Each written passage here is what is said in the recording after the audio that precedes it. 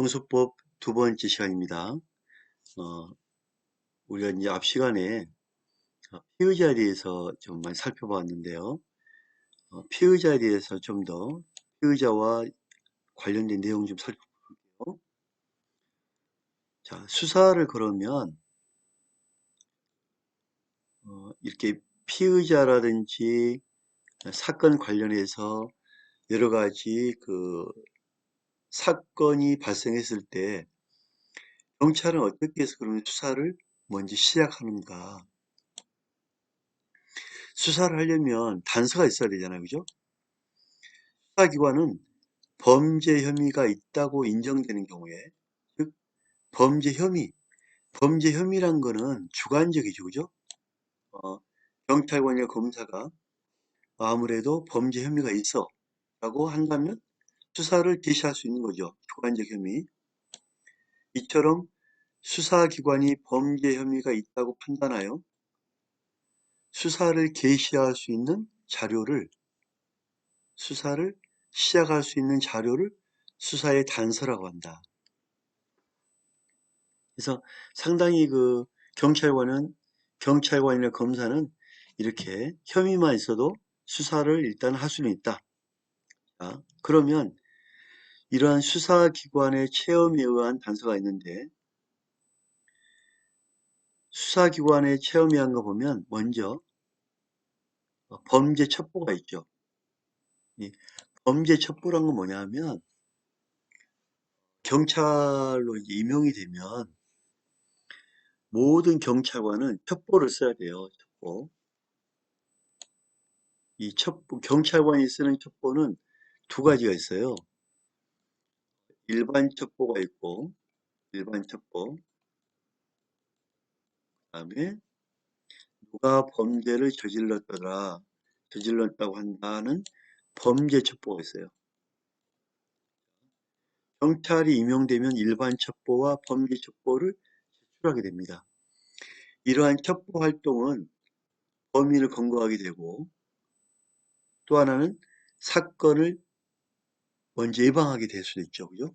그래서 경찰관은 근무 중에 보고 듣는 거를 다 첩보화합니다. 그래서 범죄와 관련된 첩보, 경찰관이 내는 거죠. 그죠? 그러니까 경찰관이 스스로 체험해서 하는 거, 범죄 첩보 맞죠? 그 다음에 순찰을 돌거나 신고 출동을 해서 절도범, 현행범을 체포합니다. 그래서 현행범을 체포하면 현행범에 대한 수사가 이루어져야 되겠죠. 그 다음에 죽은 사람이 왜 죽었는지 검식, 눈으로 보니까 얼굴이나 목에 급소에 칼이 여러 번 찔렸고 복부에도 칼이 여러 번 찔렸다. 이거는 원한 관계잖아요. 그죠? 급소를 노린 원한 관계. 이렇게 원한 관계라고 판단되면 경찰은 바로 수사를 할 수 있습니다. 그래서 변사자 검시도 우리가 그 사람이 죽었다면 꼼꼼히 살펴볼 필요가 있습니다. 그 다음에 불심 검문. 여러분 과거에 불심 검문 많이 했잖아요. 그죠? 과거에는 지나가는 사람들에게 불신 검문을 많이 합니다. 그래서 경찰관이 무슨 권한으로 불신 검문을 하느냐 여기에 대해서 늘 문제가 됐고 시험 문제가 많이 나왔죠. 그죠? 저도 과거에 그 학교 다닐 때 불신 검문을 많이 당했는데 왜 제가 불신 검문을 많이 당했냐면 그때는 제가 다니던 그 가방이 엄청 큰 가방이었거든요. 가방이 큰 가방에 이렇게 메고 이제 밤 늦게 공부하고 한 10시쯤에 이렇게 걸어 나오면 경찰관이 저 가방에 뭐가 있지? 저 가방에 범행 도구가 있나 하고 불신검문을 많이 하더라고요. 저한테 가방 열어보라고 그러고 가방에 뭐가 있냐고 어디로 가냐고 그런 경험이 있어요. 자, 그 다음에 다른 사건을 수사하고 있는데 범죄를 발견한 경우 다른 사건을 수사했는데 범죄를 발견한 경우 이런 경우에는 다른 사건하고 연관되어 있죠. 그죠? 다른 사건하고 연관되어 있는 사건이다 이렇게 보여집니다. 다음에 신문과 출판물에 보니까 범죄 관련해서 신문이 나왔어요. 출판물이 나왔어요. 소문이 들려요. 이런 경우에도 반드시 경찰은 확인할 수 있죠. 왜 신문에 누가 기자가 어떻게 제보를 받았나? 왜 출판물에 이렇게 범죄 관련 내용이 나왔나? 이런 소문이 들리는데 확인해 봐야지 하고 확인해 봐야 되겠죠. 이렇게 적극적인 경찰관은 유능한 경찰이 되는 겁니다. 실은 뭐든지 내가 목표를 가지고 적극적으로 해야만 범인도 잡고 성공도 하는 거예요. 제가 이제 그 현직에 있을 때에도 최고의 실종수사 전문가라고 된 이유가 이러한 적극적인 것, 내가 보고 듣고 느꼈던 거를 적극적으로 현장에서 활용하는 겁니다. 그럴 때 유능한 경찰관이 될 수 있는 겁니다.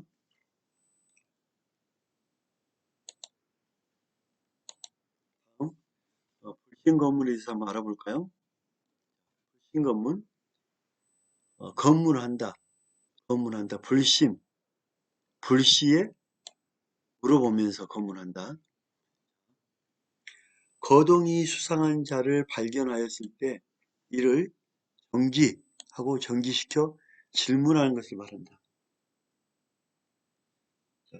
불신검문할 때 죄지은 사람은 차를 버리고 도망가기도 하고 멀리서 막 도망가는 거 있죠. 도망가는 사람은 이유가 있어요. 수배자거나 자동차의 경우 음주운전이거나 그 다음에 죄를 현재 범하고 있거나 불신검문이 때로는 필요합니다. 거동이 수상한 자를 발견했을 때는 이를 정지시켜서 질문을 합니다. 그 다음 수상한 거동, 주의 사정을 합리적 판단하여 수상하게 보이거나 기타 주의 사정을 합리적으로 판단하여 아래 불심자를 정지시켜 질문할 수 있다. 왜냐하면 수상한 사람이나 합리적 판단해서 우리가 볼 때는 이상하다 판단된 사람을 정지시켜서 질문할 수 있어야 됩니다. 적극적으로. 어떠한 죄를 범하였다고, 과거죠. 어떠한 죄를 범하였다고, 과거에 범하. 의심할 만한 상당한 이유가 있을 때 어떤 죄를 범하가 아니라 범하려 미래 범하려 하고 있다고 의심할 만한 상당한 이유가 있는 자 범하였다 범하려 하고 있다. 자, 이미 행하여진 범죄나 행하여지려고 하는 범죄에 관하여 그 사실을 안다고 인정되는 거죠. 이미 행하여진 범죄나 행하여지려고 하는 범죄에 관하여 그 사실을 안다고 그 사실을 안다고 인정되는 자. 내가 그거 알아. 내가 그거 겪어봐서 알아. 자, 그 사실을 안다고, 하였다고, 하려고, 안다고, 하였다고, 하려고. 그래서 이런 경우에는 불신 검문의 대상이 된다. 안, 하려, 안다고, 하였다고, 려, 범하려 한다고, 범하려 하고 있다고, 안 하려. 알겠죠? 불신 검문.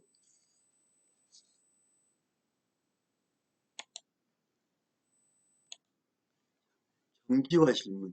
그러면 불신 검문할 때는 정지를 시켜야 되죠. 질문을 위한 선행수단으로 거동 불신자를 불러 세우는 것이다. 질문을 위한 수단에 불과하므로 정지하는데 질문하는데 강제 수단은 허용되지 않는다. 내가 그래 가버리면 가는 거예요. 뭐 강제 잡아다 할 수는 없는 거예요. 질문할 때 경찰관은 자신의 신분을 표시하는 증표를 제시하고 나는 중랑경찰서 나는 천안 동남서 강력반 형사입니다. 증표를 보여주고 이름은 천안 동남서 강력반 이건수 경찰관입니다 하고 소속과 성명을 밝히고 그 목적과 이유를 설명해 줘야 되겠죠. 나는 어젯밤에 여기서 살인사건이 발생해서 지나간 분들을 대상으로 이렇게 불신검을 합니다. 하고 명확하게 설명해야 되겠죠? 그 다음에 불신 검문은 임의적 수단이므로 상대방은 답변을 강요당하지 않습니다. 답변을 강요한 건 고문이죠. 강요죄고. 답변을 강요당하지 않습니다.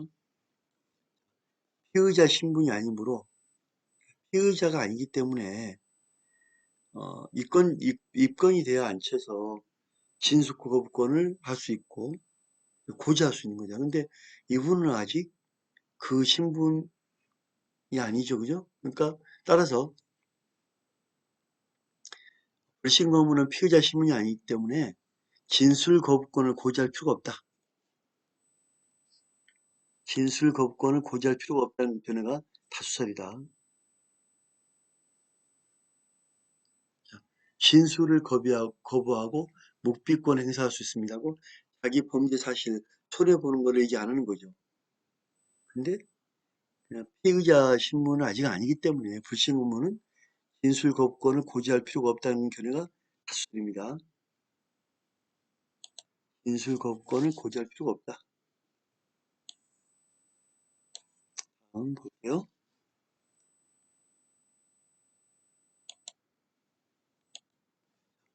동행 요구. 자, 이렇게 불신 검문을 해서 범죄 혐의가 있단 말이에요. 경찰관은 질문하기 위하여 아래의 경우에 하나요. 당해인에게 부분의 경찰관서 등에 임의동행할 것을 요구할 수 있다. 죄송한데요. 여기서 물어보는 게 우리 선생님에게 불리할 수 있습니다. 여기서 많은 사람이 보는 데서 물어보는 걸 불리할 수 있습니다. 따라서 저와 함께 경찰서를 가주시겠습니까? 또 하나는 교통에 방해가 되기 때문에 여기서는 안 됩니다. 경찰서에 가서 좀 더 물어보겠습니다 하고 말을 할 수 있는 거죠. 그래서 이런 경우에는 제가 불리하거나 그 다음에 교통의 방해, 그래서 불교 이렇게 외우면 되겠죠? 불리하거나 교통의 방해가 될 때는 어, 경찰서로 가서 할 수 있습니다. 질문이 상대방이 불리하거나 교통에 방해가 될 때 이동해서 할 수 있다. 자, 신분을 표시하는 증표를 제시하면서 신분을 표시하는 증표를 신분증. 저는 천안 동남서 이건수 경찰관입니다 하고 신분을 밝히고 그 목적과 이유를 설명하여야 하며 어디 경찰서로 천안 동남경찰서로 동남경찰서 실병팀으로 수사과로 동행 장소를 밝혀야 되겠죠. 당연히는 경찰관의 동행 요구를 거절할 수 있고 경찰관이 가자고 하니까 나 싫어요. 이미 동행 후 언제라도 퇴거할 수 있다. 퇴거할 자유가 있다. 즉 불식 업무를 당하는 사람은 내가 죄진 게 아니잖아요. 동행 요구를 내가 왜 가야 되죠? 당신 나를 데리고 가려면 영장 가지고 오세요. 이미 동행 후 언제라도 퇴거할 자유가 있죠. 그죠?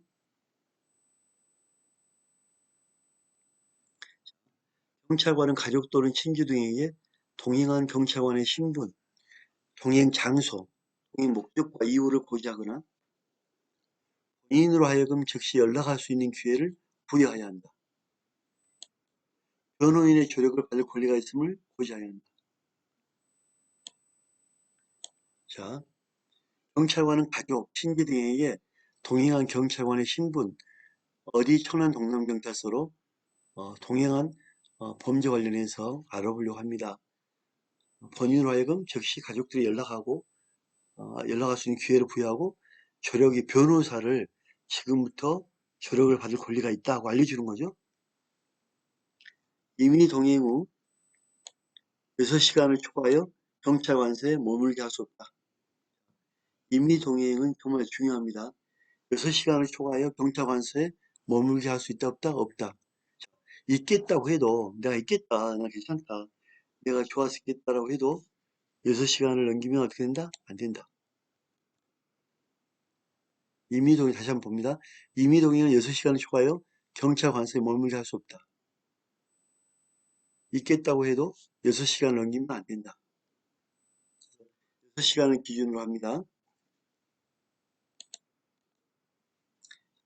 관련 판례 볼게요. 임의동행은 상대방의 동의 또는 승낙을 요건으로 하는 것이므로 경찰관으로부터 임의동행을 요구받은 경우 상대방은 이를 거절할 수 있을 뿐만 아니라 거절한다겠죠. 그죠? 임의동행 후 언제든지 경찰관서에서 내가 나가고 싶으면 나갈 수 있다. 퇴거할 수 있다. 맞죠? 그죠? 경찰관 직무집행법 제3조 6항에 임의동행한 경우 장애인을 6시간을 넘겨서 초과해서 경찰관서에 머물게 할 수 없다고 규정합니다. 그 규정이 임의 동행한 자를 6시간 동안 꽉 채워서 경찰관서에 구금하는 것은 허용하는 것은 아니다. 즉, 임의 동행하지만 당신이 필요할 때 언제든 갈 수 있다.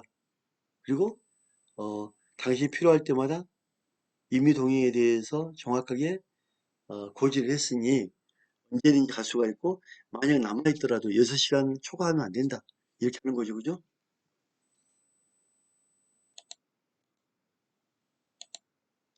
오늘 수업 여기서 마치겠습니다. 감사합니다. 수고했습니다.